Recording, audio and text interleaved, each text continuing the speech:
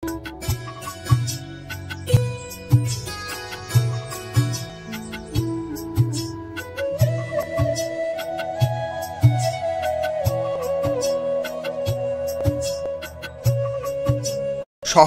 কোলাহল থেকে বহু দূরে, যেখানে নদীর স্রোত জীবনের গল্প লেখে, আমরা এমন এক ঠিকানার সন্ধানে বের হয়েছিলাম যা মানচিত্রে সহজে খুঁজে পাওয়া যায় না।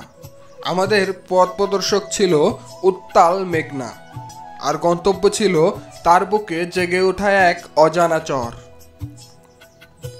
মেঘনার তীরবর্তী এই চরটি যেন এক ভিন্ন জগৎ। এখানে প্রকৃতির সাথে মানুষের এক অদ্ভুত মিতালি। তবে এই মিতালি সব সময় সুখের নয়। মেঘনা যেমন তার আশীর্বাদের হাত বাড়িয়ে দেয়, তেমনি রোজ দুবেলা জোয়ার ভাটার খেলায় এখানকার মানুষদের জীবনকে প্রতিনিয়ত সংগ্রামের মুখে ঠেলে দেয়। এই চরের জীবনযাত্রা আমাদের পরিচিত জীবন থেকে একেবারেই আলাদা।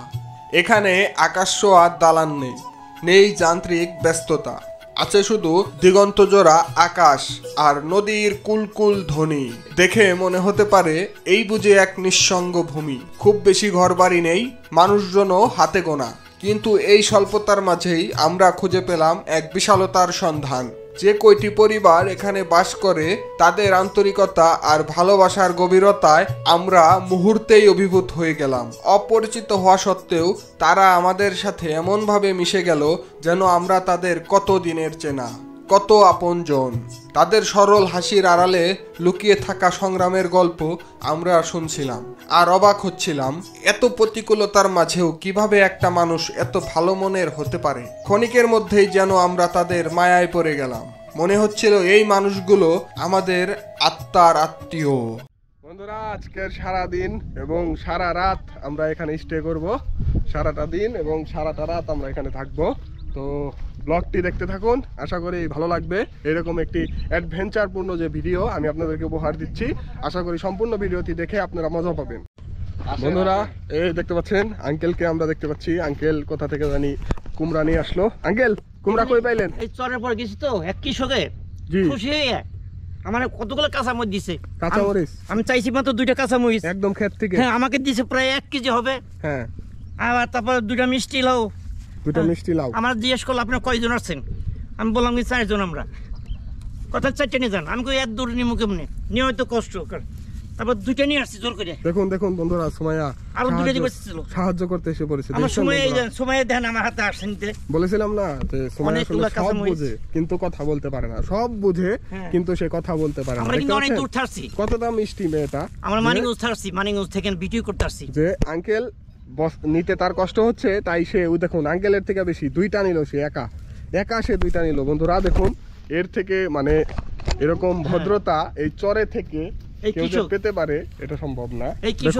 কৃষকরা কতটা ভালো মনের অধিকারী। হ্যাঁ, এই আঙ্কেলকে 4টা দিছিল, আমি 2টা আনছি। 4টা কুমড়া দিছিল, 2টা আঙ্কেল নিয়ে আসছে। অনেক ভালো মিষ্টি নাকি মরিচ দিছে প্রায় 1 কেজির মতো। দেখেন চরের মানুষের মন, আসলে চরের মানুষের মন কতটা উদার এটা দেখেই বোঝা যায়। বন্ধুরা আরো দিছিল, আনি নাই, এত কি করব, নিব কি? বন্ধুরা দেখুন, চরের মাঝে আমরা গাছে আমরা ধরছে। এখন আমরা সেই টাটকা আমরা গাছ থেকে পেরে খাবো। অলরেডি কাকা আমাদের জন্য আমরা দিছে পেরে। দেখুন এই আমরা এখন আমরা খাবো। কত অভিজ্ঞতা হচ্ছে এই চরে এসে। বন্ধুরা দেখতে পাচ্ছেন, আমরা এটা ধুয়ে খাবো। কাকা আমাদের আপ্যায়ন করলো এই আমরা দিয়ে চরের ভিডিও নিয়ে। বন্ধুরা দেখুন, কাকি আমাকে আমরা পানি দিয়ে ধুয়ে দিচ্ছে। দেখুন এই যে, আপনি নেন 2টা, একটা খান। খান। হ্যাঁ কাকা, আপনি নেন, কি শুরু করছেন? নেন একটা খান। বন্ধুরা এখন আমরা খাবো।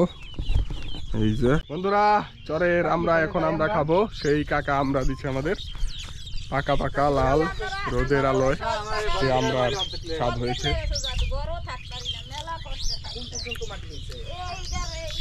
অর্গানিক টেস্ট বন্ধুরা, পুরাই ভিন্ন রকম একটি স্বাদ পেলাম।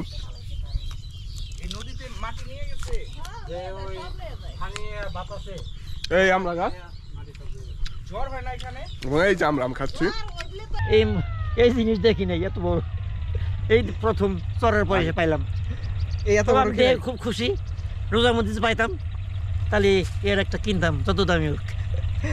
এখন তো খাওয়ার মতো নাই, এগুলো সব বয়স শেষ তো।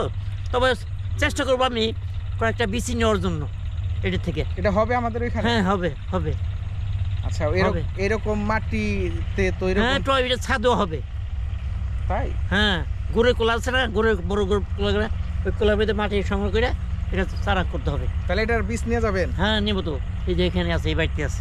আমি চাইছি ওরা শুকাই রাখছে, দিবে বলছে। ঠিক আছে এই আর কি। কাকা আপনার হাতে এটা কি? আরে এটা যে খিরাই, এটা খিরাই বলে।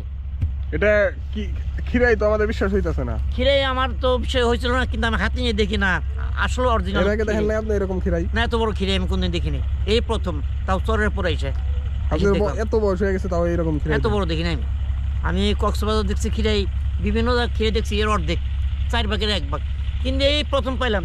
কিন্তু যারা ক্ষেত করছে এটা কিন্তু ফালাই গেছে, এখানে ফালাই থুয়ে গেছে, ওই অংশটা পড়েছে আর কি, আমরা হাতে তুলে নিলাম। বন্ধুরা দেখতে পাচ্ছেন আমাদের সাথে যে আঙ্কেল আসছে, আঙ্কেলের এই যে আঙ্কেল এখানে থাকবে আজকে রাতে। আঙ্কেল কেমন লাগতেছে? আমার ভালো লাগছে। এই দুর্গম চরে একটি মাত্র ঘর, এই ঘর বাড়ি পরিবেশ দেখে কেমন লাগতেছে আপনার? ভালো, খারাপ না, ভালোই। ভালো। হ্যাঁ, আজকে যে আমরা এখানে থাকতে চলছি, তো কি আশা করা যায়? কেমন যাবে রাত? রাত আমার তাহলে শিয়ালে ভয় করে। শিয়ালের ভয়? এখানে কি শিয়াল আছে শুনছেন? আসে, চোখ দিয়ে ভরা, এদিকে ভর্তি ভর্তি। শিয়াল কি করে? মানুষের সাথে কি অ্যাটাক করে শিয়াল? মুরগি নিয়ে বাসবো। মুরগি নেবার? আমরা তো আছি এতজন, আমরা কি করব? আটকাই দিব শিয়াল। হ্যাঁ হ্যাঁ, দুরালাম নাকি? হ্যাঁ। আর লাউ গাছ দেখছেন? লাউ হ্যাঁ। বিক্রি হয় না, গাছে হ্যাঁ। ঝুলতেছে। আর আমরা লাউ পাই না। আমরা মানিকগঞ্জ লাউ পাই না, হ্যাঁ। এই যে কেটে কেটে ফেলাই দিচ্ছিল। বন্ধুরা দেখুন, আস্তে আস্তে আমরা আরেকটি নতুন বাড়িতে চলে আসলাম। এই বাড়িটিও ফাঁকা একটি জায়গার মাঝখানে, একা একটি বাড়ি, কিন্তু বাড়িটিতে মনে হয় কেউ নেই এখন বর্তমানে। দেখুন ঘোরা, বাড়িটি সম্পূর্ণ ফাঁকা, গোয়াল ঘর মনে হয় এটি। এখানে দেখতে পাচ্ছি একটি ট্রাক্টর ফসল চাষ করার জন্য মনে হয়, নৌকা আছে, একটি ভাঙাচোরা নৌকা, এবং একটি মাত্র ঘর, সাথে সোলার প্যানেল। এই ঘরে মানুষ থাকে বন্ধুরা, দেখতে পাচ্ছেন? ভাবা যায় এই ঘরে মানুষ থাকতে পারে কিভাবে? একবার ভেবে দেখুন বন্ধুরা। বন্ধুরা আমরা সেই কাকার বাসায় চলে এসেছি। দেখুন একটু আগে আসছিলাম, বাড়িতে কেউ ছিল না, যাই হোক এখন চলে এসেছে কাকা। ওই দেখতে পাচ্ছেন কাকাকে, ওই কাকা দাঁড়িয়ে আছে। কাকা আমাদের চেয়ারে বসানোর জন্য চেয়ার বের করে নিয়েছে, তড়িঘড়ি শুরু করে দিয়েছে যে ছেলের মতন আজকে আমার বাসায় থাকবেন। দেশের বাড়ি গেছে, কবে? জ্বর আজকে। দাদু আপনারা একখান থাকবানি। হ্যাঁ আপনারা একজন থাকবানি, ঠিক আছে দাদু, এই চাষার কথা যদি আজকে চাষারে দেখতো, যত কিছু কষ্ট হইতো আজকে যাইতো না। ও ঠিকই। আজকে বলে এখানে কাঁঠাল খাওয়াইছি, আর শানু আমার 500 টাকা দিছে। আমার মেয়েরে বলে, কয় মা আপনি 500 টাকা রাখেন, আমারে অনেক জোর করে 500 টাকা দিছে। কয় মা আর হিরি আইয়ে নাই গো। আমি কই আল্লাহ আসালি রে, উপরে জানি কি একটা ঘুরে, মনে হয় যে আইছে। বন্ধুরা দেখছেন কাকা আমাদের বাড়িতে রাখার জন্য কতটা চেষ্টা করছে।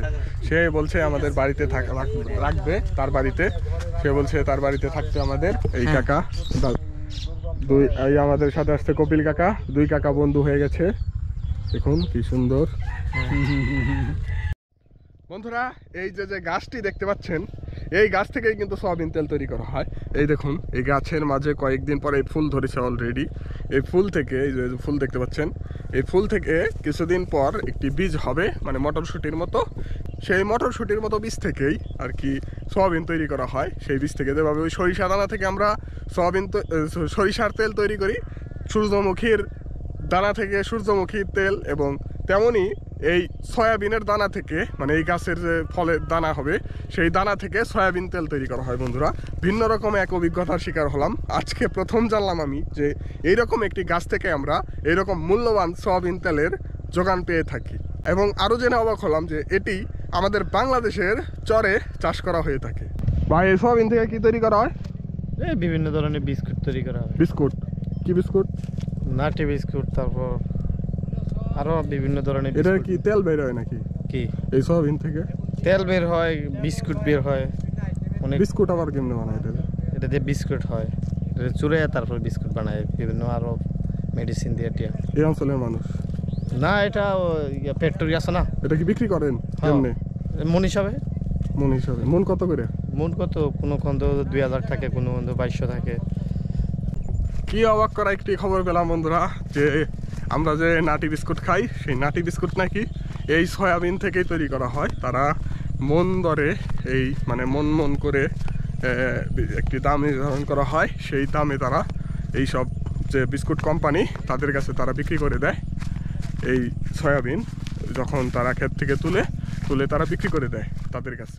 এই চরের মানুষের জীবনের গল্পটা লেখা হয় মেঘনার জলে। তাদের দিন শুরু হয় নদীর সন্ধ্যে। তবে জীবন যখন এক পথে বাধা পায়, সংগ্রামী মানুষ তখন নতুন পথ তৈরি করে নেয়। শুকনো মৌসুমে মেঘনা যখন শান্ত হয়, তখন এই চরের মাটি হয়ে ওঠে তাদের বেঁচে থাকার ক্যানভাস।